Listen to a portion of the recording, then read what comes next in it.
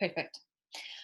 So yeah, the three simple things that I can suggest, particularly dealing with your kids who are giving seemingly irrational reactions to things, or they're having complete meltdowns.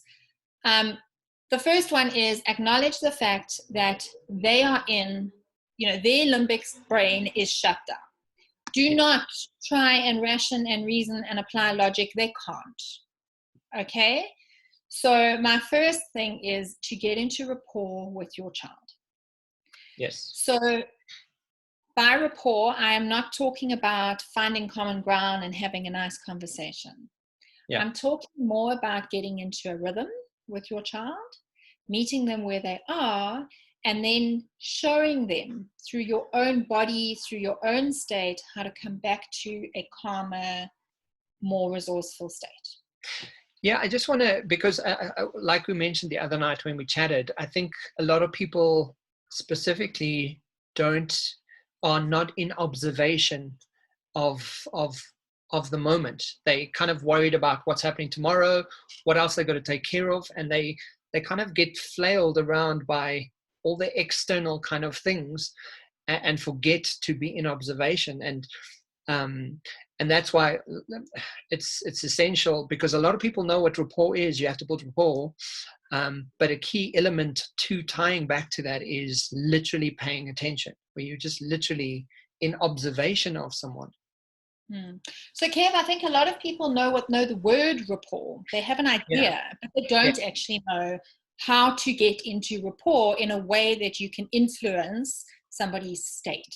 And that's what we need with our kids. Yeah. So my first thing is really simple. Concentrate on how they're breathing. So, I have a child who is having a meltdown moment. They might be teary and they might be struggling, they might be sort of getting, trying to catch their breath.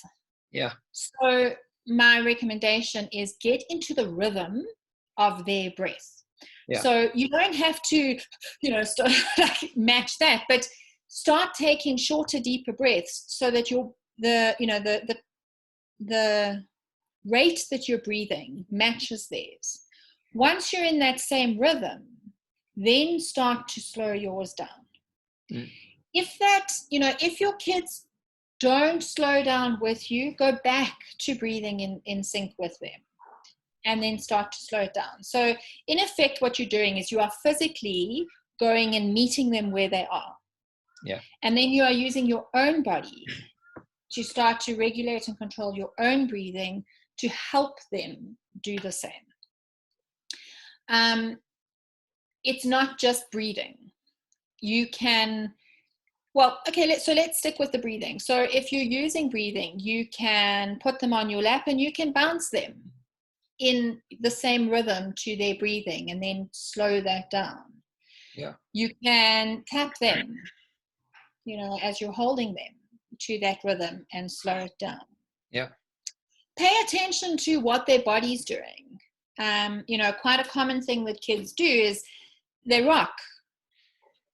So rock with them. And then you can slowly slow it down and bring it to, you're really just looking to help them shift. Yeah. Another thing that's really important is what we've spoken about earlier on is acknowledging where they're at. So whatever they're saying, feed back to them their own words. So what I'm hearing is that and then give them back the sentence they've just used. So whatever they're expressing, give that back to them.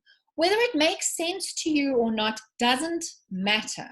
Yeah. They just need to feel that somehow, on some level, somebody understands and it's okay.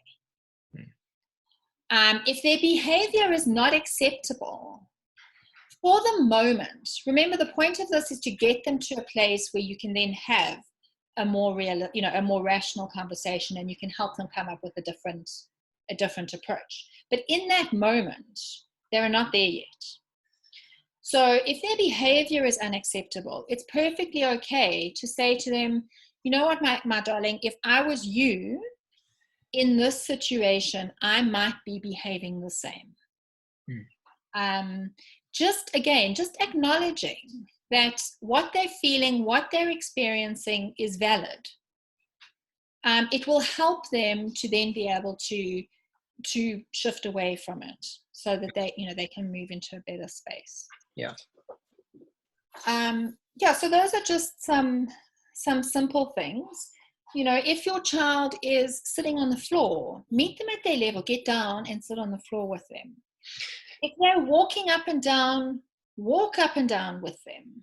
Anything you can do to communicate with your body that you're in their space will help them, and will help them at rapport. I think just want to touch on that point. I think a lot of it's something I also learned when, being a parent, and just being an observation of how I was parenting. You mentioned go down to their level, and a lot of the time parents tend to stand over their children and speak at their children, where if they just went down to the level and down to a level, they would sort of connect better with them, because then they feel like, this person's making the effort to meet me at eye level and I'm important. And I think, everybody needs to know that the people who talk to them, and the conversation you're having with someone really meets you as, this person sees me and acknowledges me. And I think very often when we speak down to children, they feel unacknowledged, so they act out because of the unacknowledgement. So it's a really great way to find that sort of rapport moment where you can just be paying attention to meeting them at their level. Yeah. So I know that it's easy to go, well, this is all fine and well, but I'm actually trying to run a business. I'm trying to keep this going. I'm trying to keep that going. I don't have time for this. Yeah. But the reality is that the sooner we can help our children self-regulate, first of all, it will reduce stress in our world. It will reduce stress in their world, and it will cut down the amount of time you are spending dealing with meltdowns and crisis moments.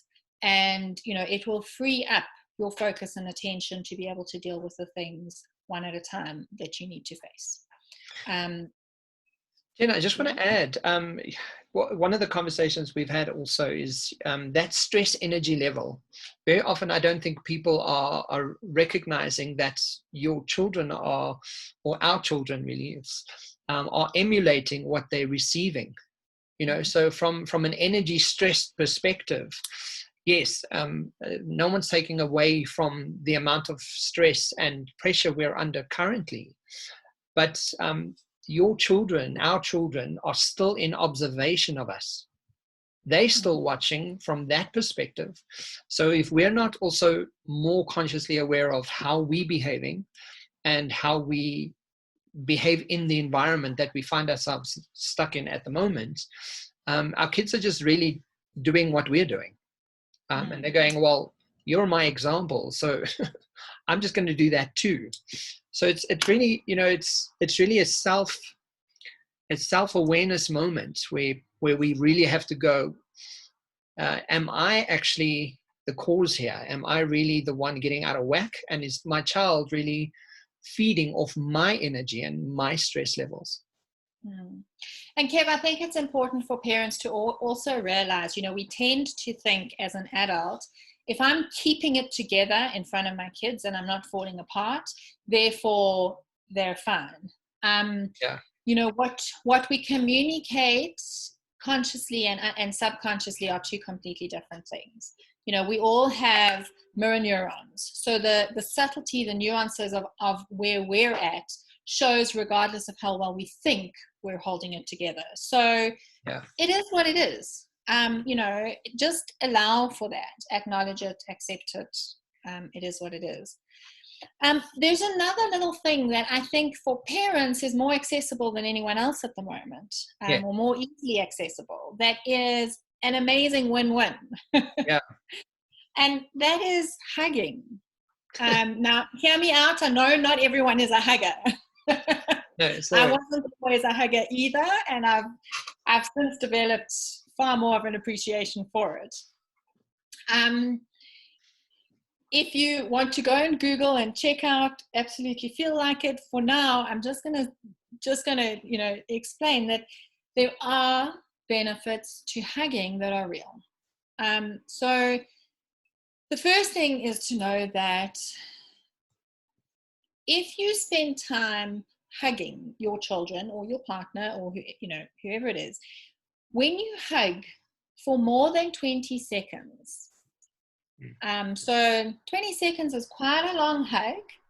So, but yeah, when you hug somebody for more than 20 seconds, firstly, it brings your cortisol levels down. And right now, anything we can do to bring our cortisol levels down is a win. Yeah. Recognize that currently cortisol levels are high. We are not functioning well when our cortisol levels are high.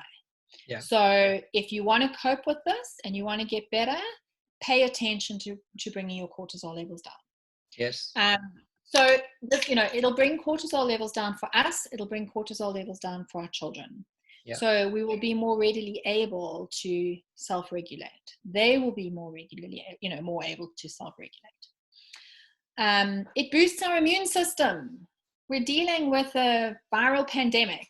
Yeah. Boosting our immune system is important right now. Exactly. It creates that rapport that's so necessary at the moment. It'll create that feeling of safety that we need and our kids need. And just because we're getting it from our 2-year-old, 5-year-old, 10-year-old, 16-year-old, doesn't matter. It will create that for us. Yeah.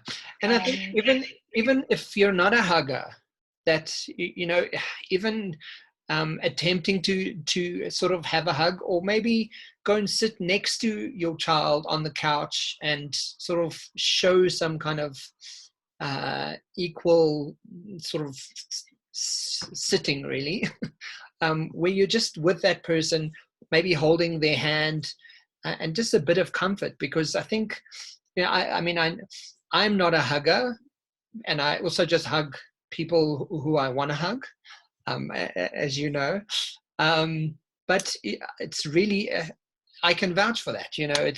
Hugging really does give us a whole different feeling, especially when you're just doing it from a space of love and appreciation.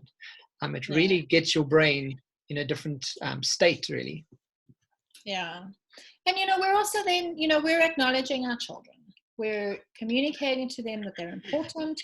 We're communicating to them, we're physically acknowledging them. So it's also, it's giving them that to hold on to at the moment.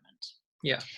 Kev, I just want to come back to what I said about flexibility within the structure. Yes. So yes, creating a structure, setting clear expectations, it's teaching our kids it's giving control over our environment for them and us.